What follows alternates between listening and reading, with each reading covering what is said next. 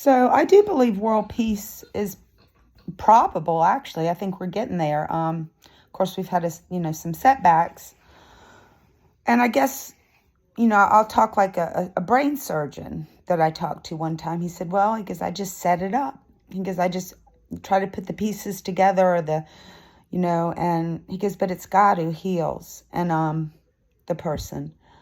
So I guess with me, I want to participate with a number of creative people that have ideas and want to share those. And then as a team, that we can work on them together. I may have some ideas in my mind that I'd like to get out and talk with the group. But I guess my position is just, let's do it. Let's just put a little school. Let's have intercommunications, a guiding thing of, the teachers probably have to speak English as well as their native language.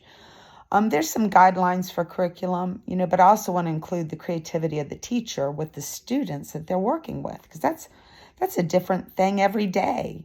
That you can't have standard education. Everything changes. People come up with great ideas.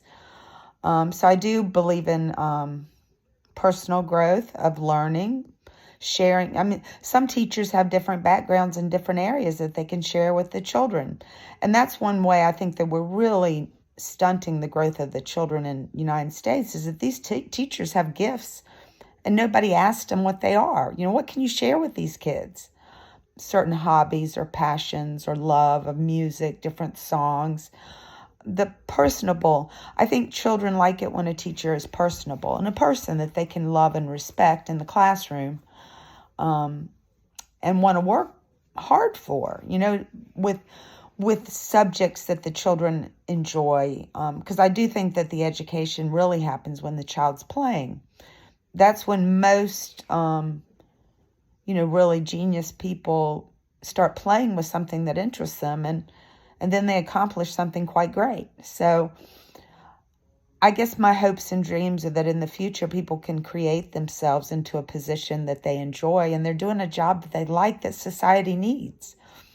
And if you're compromising yourself for time and money for a necessary job, that you feel like it's worthy of you and that it's worthy of your time, and that it's an important job, and that, yes, you are sacrificing, but you have a very important place in the community. Like the guy that fixes my transmission.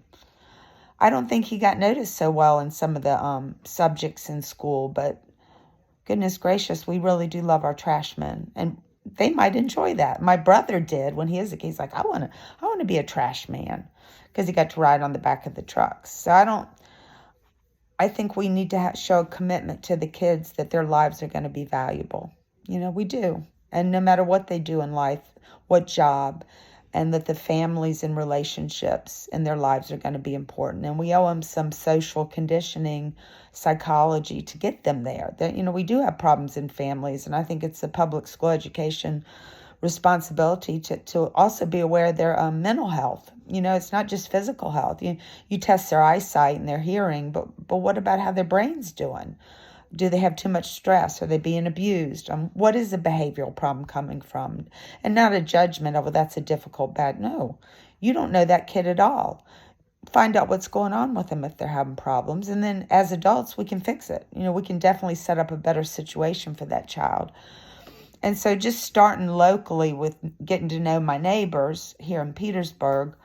But the things that I learn locally are things that can be applied globally, I think, in a lot of senses. And I think it'll be very interesting for everyone involved in the council and the participants to not invade, but become part of the culture which our school is built, and then see how it goes. Obviously the goal is education, helping countries that need the help they need in the education department with healthcare, things like that.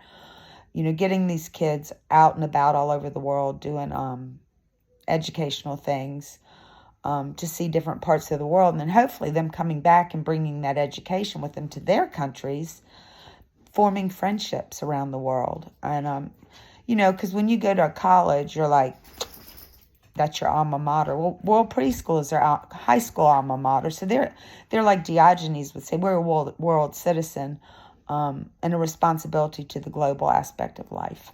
Thank you.